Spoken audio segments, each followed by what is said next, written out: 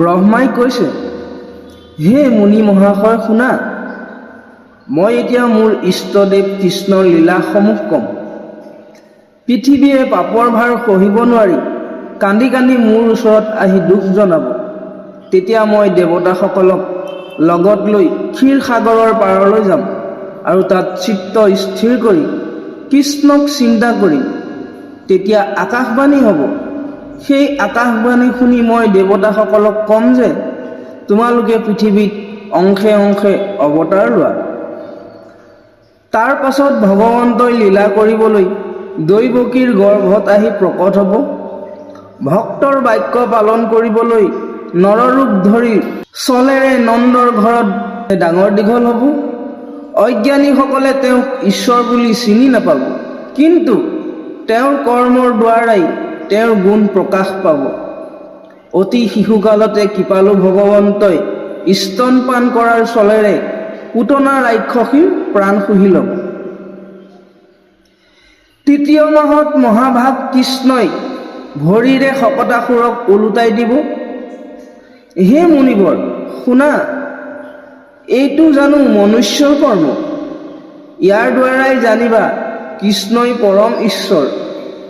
তাৰ পিছত ডিঙিত চেপি ধৰি চক্ৰাৱৰ্ত তৃণাৱৰ্ত অসুৰক বধ কৰিব আৰু নন্দৰ ব্ৰজত লীলা কৰি ফুৰিব।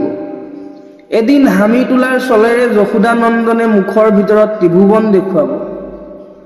তাকে দেখি সুন্দৰী যশোদাই পৰম বিস্ময় মানি মনতে হৰিক স্মৰণ কৰি গণি থাকিব।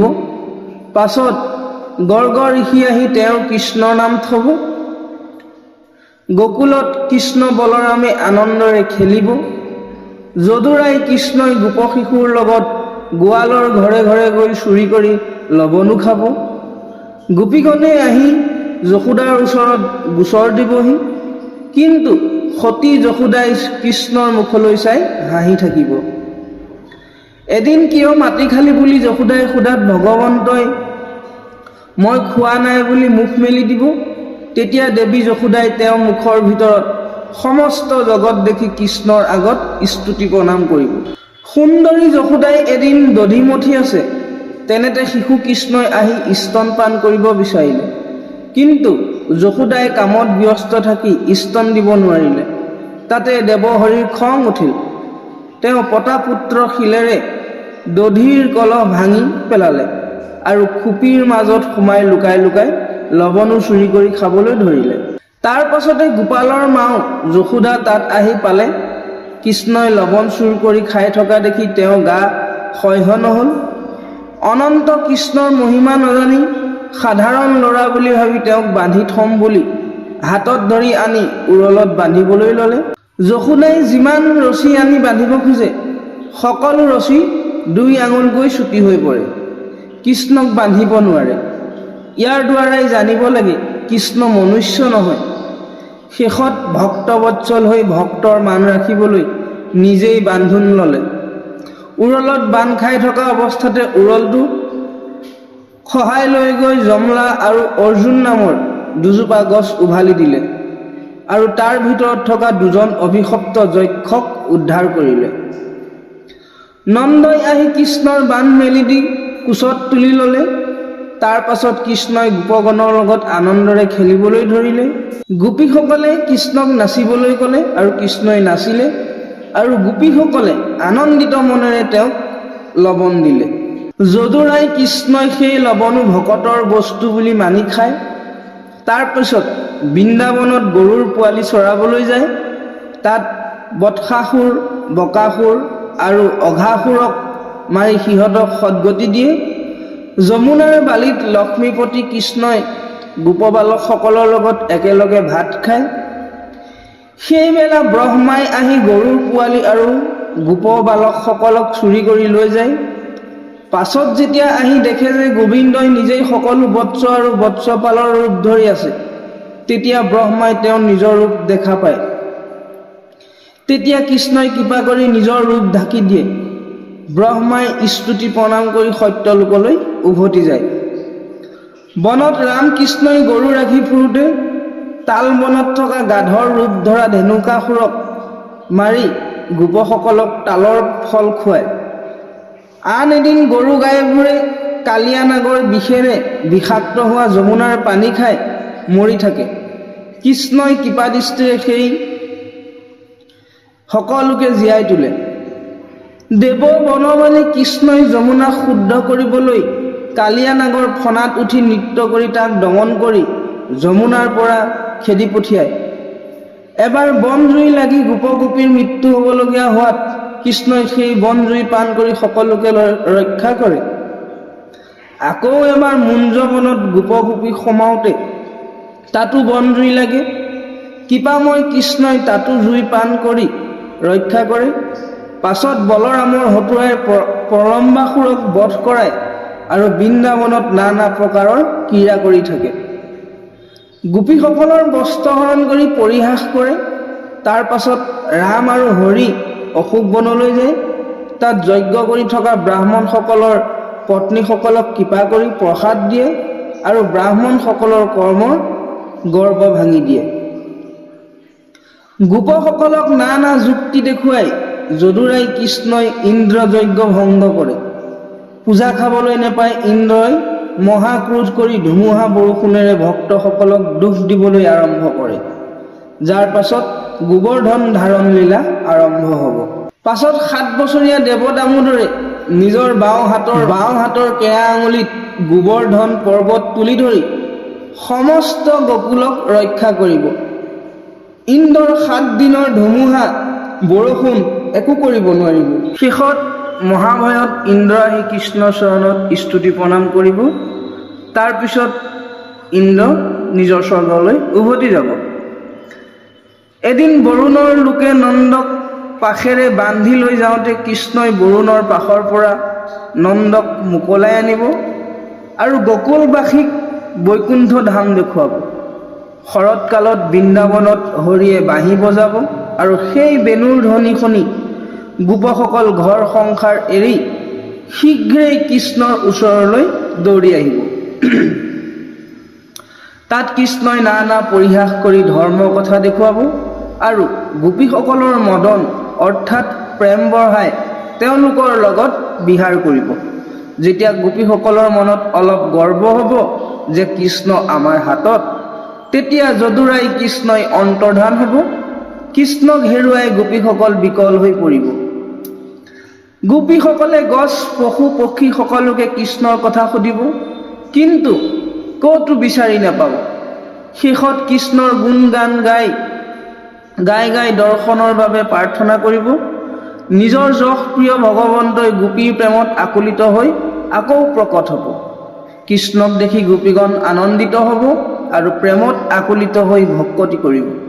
পাছত কৃষ্ণই গোপীমণ্ডলীৰ মাজত থাকি মহাৰাস ক্ৰীড়া পাতিব, যি লীলা সংসাৰৰ সকলো লীলাৰ বিপৰীত, অতি অলৌকিক।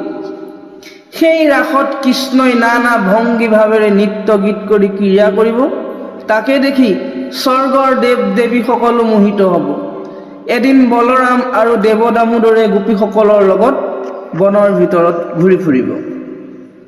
সেইবেলা শংখচূড় নামৰ অধম পামৰ যক্ষই আহি গোপীসকলক বনৰ ভিতৰলৈ লৈ যাব। জগতৰ ঈশ্বৰ কৃষ্ণই মুষ্টিৰে তাৰ মূৰ ভাঙি তাৰ মূৰৰ পৰা বহুমূলীয়া মণি আনি বলৰামক দিব। নন্দক এদিন সৰ্পই খাবলৈ ধৰোঁতেই কৃষ্ণই গন্ধৰ্বক সাপৰ পৰা মুক্ত কৰি নন্দক ৰক্ষা কৰিব। গোপীসকলে গোবিন্দৰ গুণ বৰ্ণাই গীত গাব। ভগৱান শ্ৰীকৃষ্ণই অৰিষ্টাসুৰ আৰু কেশী নামৰ 2টা প্ৰবল অসুৰৰ প্ৰাণ বধ কৰি তেওঁলোকক বিনাশ কৰিব আৰু তোমাৰ স্তুতি প্ৰাৰ্থনা কৰি ব্ৰহ্মাসুৰ নামৰ অসুৰে নিজৰ গতি বা পৰিণতি লাভ কৰিব। পাছত কংসই অক্ৰূৰক বৃন্দাবনলৈ পঠাব। অক্ৰূৰে যমুনাৰ পাৰত কৃষ্ণৰ খোজৰ চিন দেখি তাৰ সকলো দুখ দূৰ হৈ যাব। তেওঁ ৰাম আৰু দামোদৰক ৰথত তুলি লৈ যাব আৰু বাটত যমুনাৰ জলৰ ভিতৰত কৃষ্ণৰ বৈকুণ্ঠ ৰূপ দেখি স্তুতি প্ৰণাম কৰিব। পাছত কৃষ্ণ মথুৰাত উপস্থিত হ'ব। তাত ধুবাক বধ কৰি বস্ত্ৰ লৈ মালাকাৰৰ পৰা মালা পিন্ধি নগৰত ফুৰিব। কুঞ্জীৰ চন্দন লৈ তাইক সুন্দৰী কৰি দিব আৰু কোবলৈ হাতীক মাৰি ৰংগশালত প্ৰৱেশ কৰিব। ৰংগশালত যুদ্ধ কৰি মল্লযুদ্ধসকলক মাৰি ভাতৃ বলৰামৰ সৈতে কংসক বধ কৰি কালৰূপে দেখা দিব।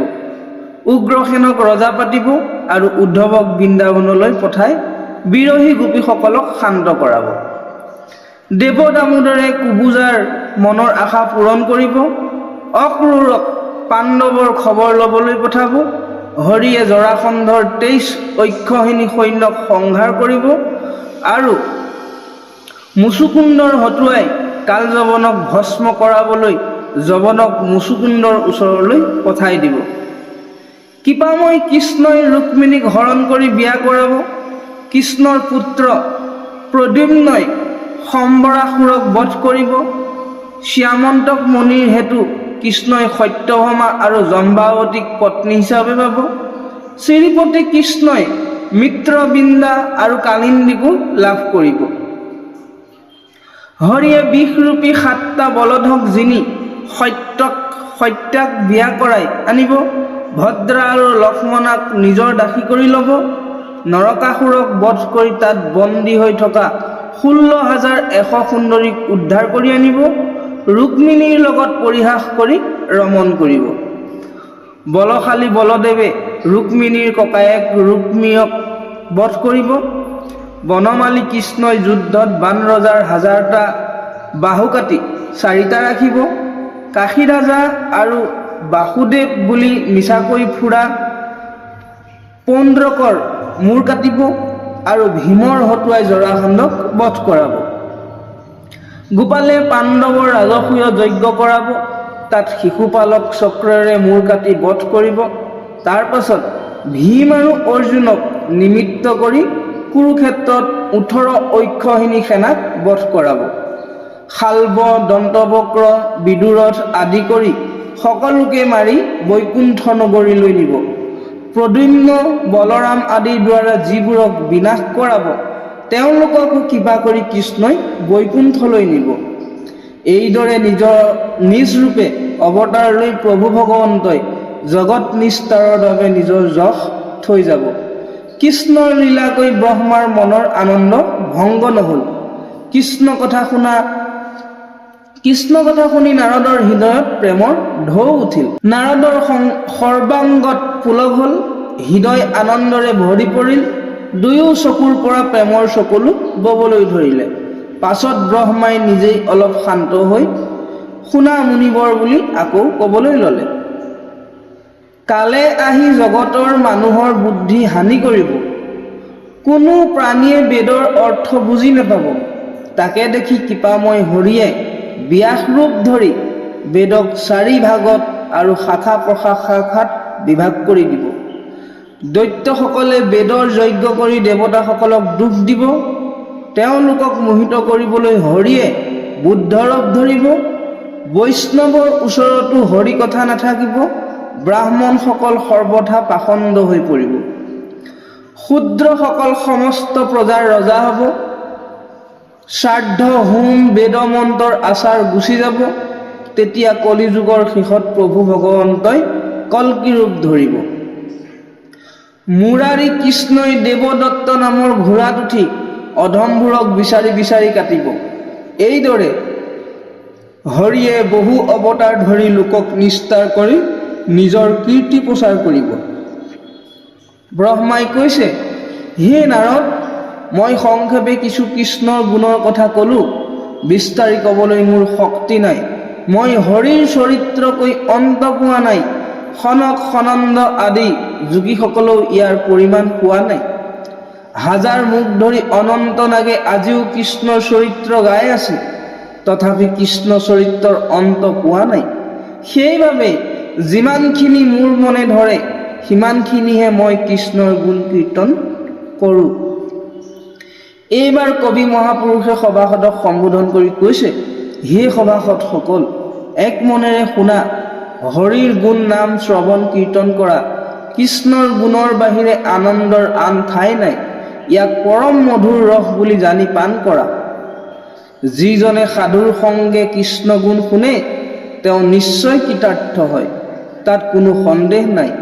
হে কৃষ্ণ, তোমাক নমস্কাৰ নমস্কাৰ মোৰ মনস্কাম পূৰা কৰা। তোমাৰ নাম যেন মোৰ কাণ আৰু মুখৰ পৰা কেতিয়াও বিচ্ছেদ নহয়। তোমাৰ ৰাতুল ৰঙা দুখনি চৰণ মোৰ হৃদয়ত থাকক। জনমে জনমে যেন মোৰ সাধু সংগ হয়। হে কৃষ্ণ বাপ, মোক এই কৃপা কৰক। সভাসদ সকলক কৈছোঁ, সবে ৰাম ৰাম বোলা, দুৰ্গতি গুচি যাব। কৃষ্ণ কৃষ্ণ কৃষ্ণ।